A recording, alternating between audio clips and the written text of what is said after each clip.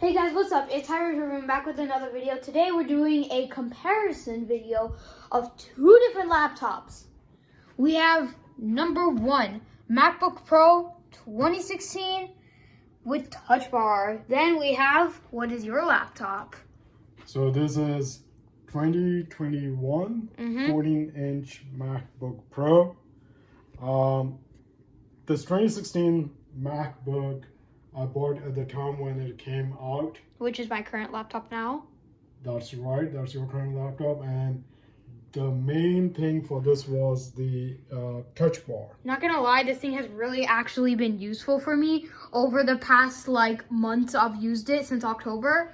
And I absolutely love this thing. The Touch ID, it's very simple and allocated Siri, volume, and if you press this arrow, all menu. So I know a lot of users are saying that they don't use Touch Bar and they like 2021 14-inch MacBook without the Touch Bar. I'll be honest, I do miss Touch Bar because I feel like it was a lot more convenient, and now I'm using 2021 laptop. I still miss that touch because the Touch Bar was more user friendly. It was each application had was using Touch Bar. So for instance, here's a perfect example. If you have a Safari browser open, you can customize the Touch Bar. You can just click here or tap here, and you can just type in the, it will give you the access to just type in the URL or search a keyword. Then also, it gave you all the access to your favorite site. So all you can do is just click, tap on it, and it will take you directly to the website. So if I wanted to go to Apple, I would do is that.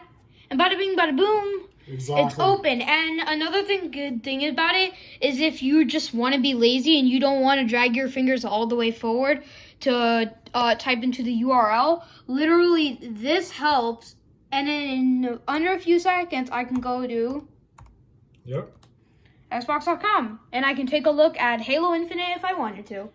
Right, and the same thing, right, for Microsoft Word or even for the messages.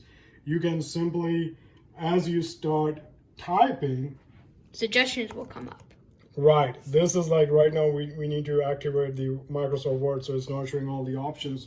But as you start typing, it will give you the suggestions. It will give you spell check, and all you would have to do is just simply tap here, and it would fix it. So those were some usability experience that I'm missing on 2021 laptop. I like the screen, like the keyboard. Certainly the keyboard this on 2021 is a lot better versus 2016. Personally, here's the thing about these laptops. Mine is the butterfly keyboard. So if you don't know, this was a keyboard. This was actually the first iteration of the butterfly keyboard.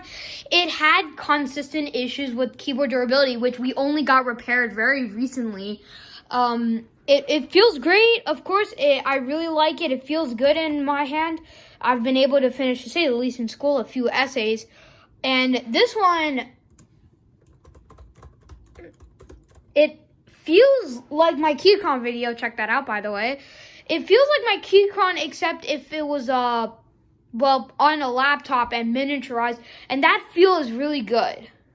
And see, right here, right, with all these accesses, I think this was very, it was very elegant, the way they had the touch bar built, and they could have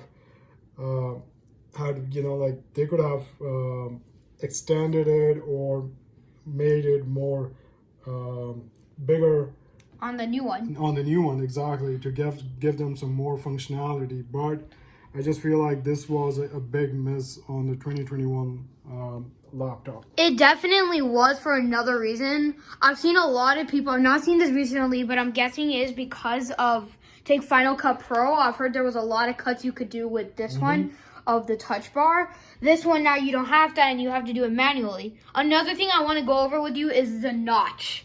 Please explain that to me. I actually So I wonder. know it looks weird, especially when you're looking at it this way, but when you are really working in the documents or whatever work you are doing on your laptop, it doesn't bother. But yeah, it does stand out. I think that's one way to distinguish, knowing that okay, you have the latest MacBook Pro versus the old version.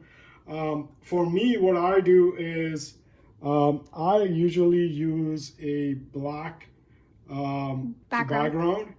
So I mean, I just like it simple. Then it So just you'll see it just vanishes right there. It has not bothered me at the beginning when it came out. I heard a lot of these stories regarding the notch, but I was resisting to buy this 2021 MacBook, but I just gave it a try and now I'm used to it. It's not a bad user experience. Another thing I want to quickly go over is price. Mm-hmm. So let's start with this. I mean, price also depends on specs. Keep in mind this is a i5, a bit of a newer Intel processor chip from 2016.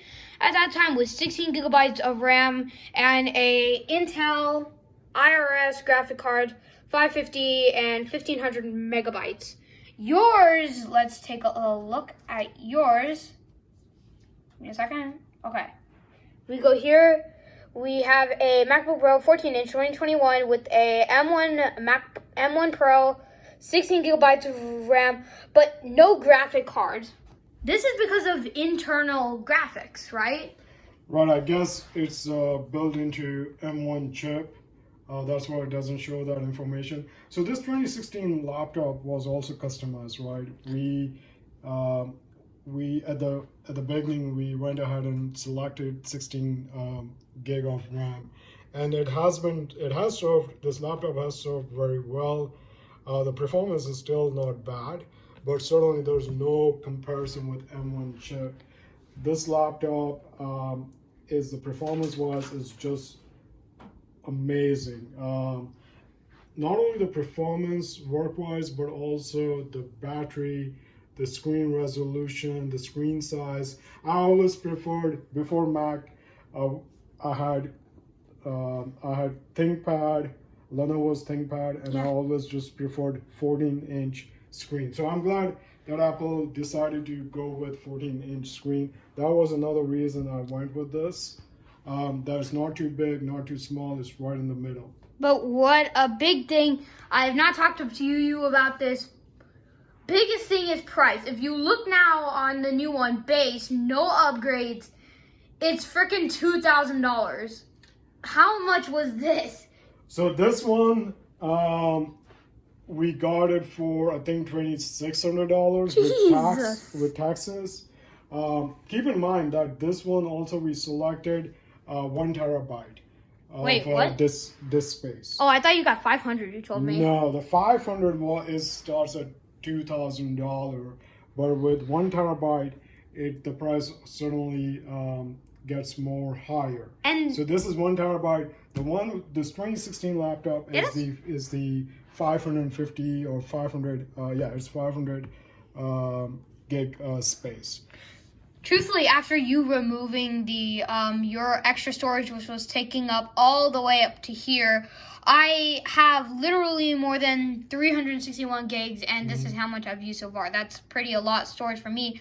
From the other laptop, which I currently don't have on me right now, that one had quite a bit of storage for me because I was able to do everything, and this is the entire storage laptop right there that I've not used. Another thing I want to go over is, what do you think about the keys that they placed here?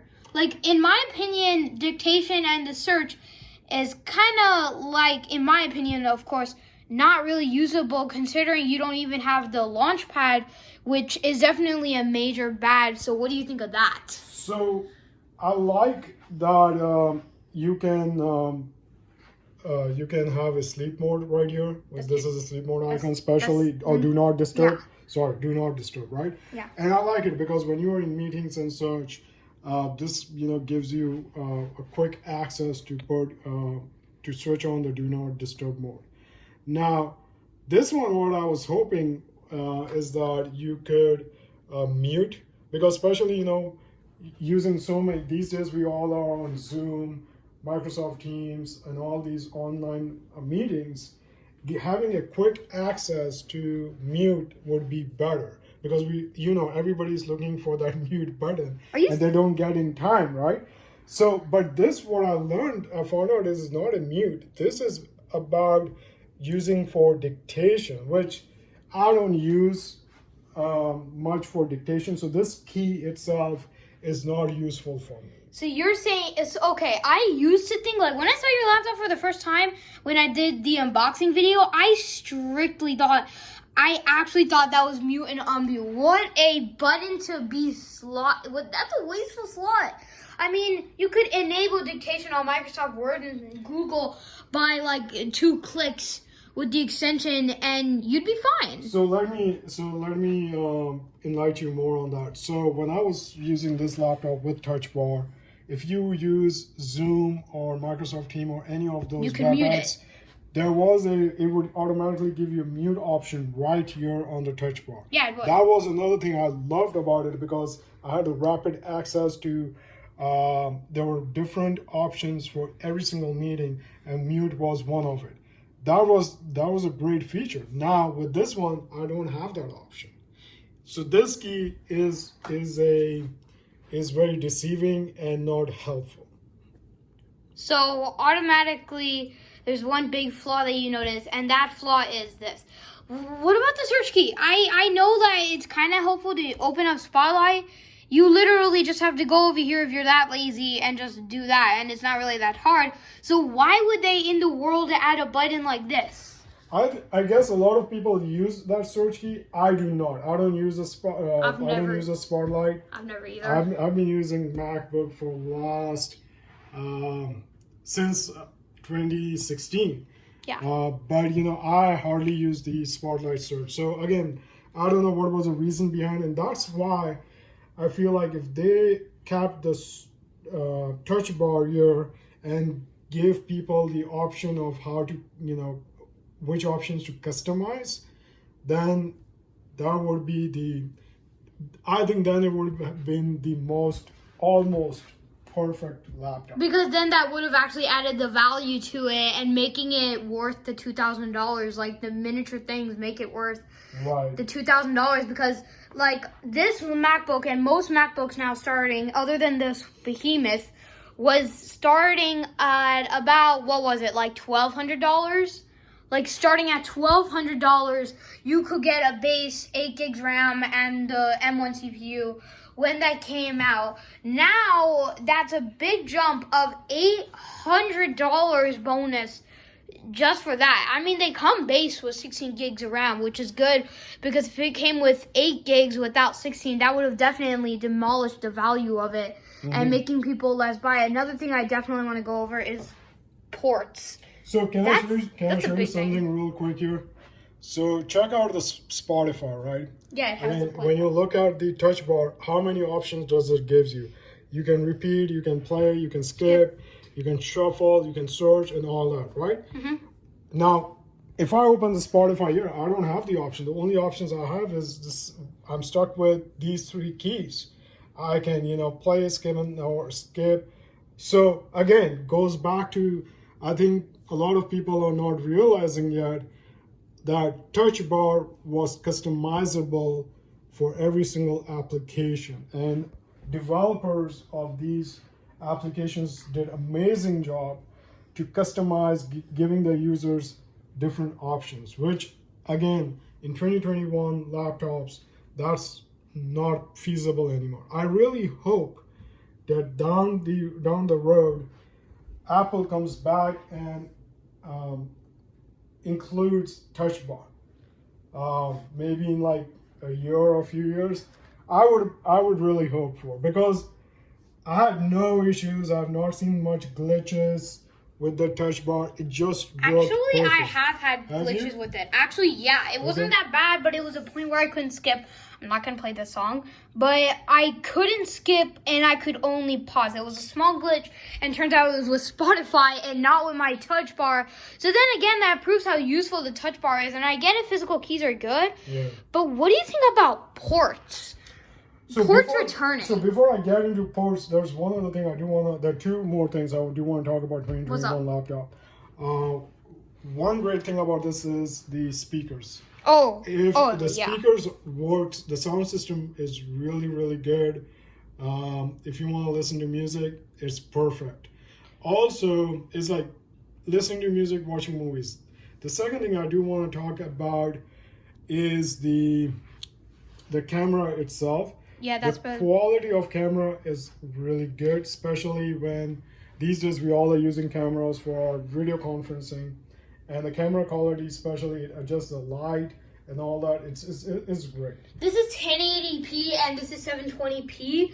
Here's the reason why this really isn't a big thing for me, because if you don't know, guys, I've not really announced this. I have a webcam that almost streams 4K.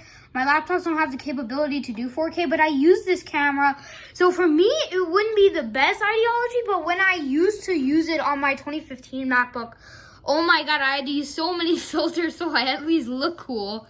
So about the ports, I'll tell you, I'm glad Apple decided to put the HDMI port back here. What about the SSD slot? So SSD, yeah, I mean, a lot of YouTubers like yourself, Haroun, and they use what's called SSD card. I mean, I don't use it. I don't use it either, believe it or not. I mean, I just airdrop these things from the phone and not to the SSD, but it's still kind of useful to have it. So I'm glad it's there. I have no problem with these new ports.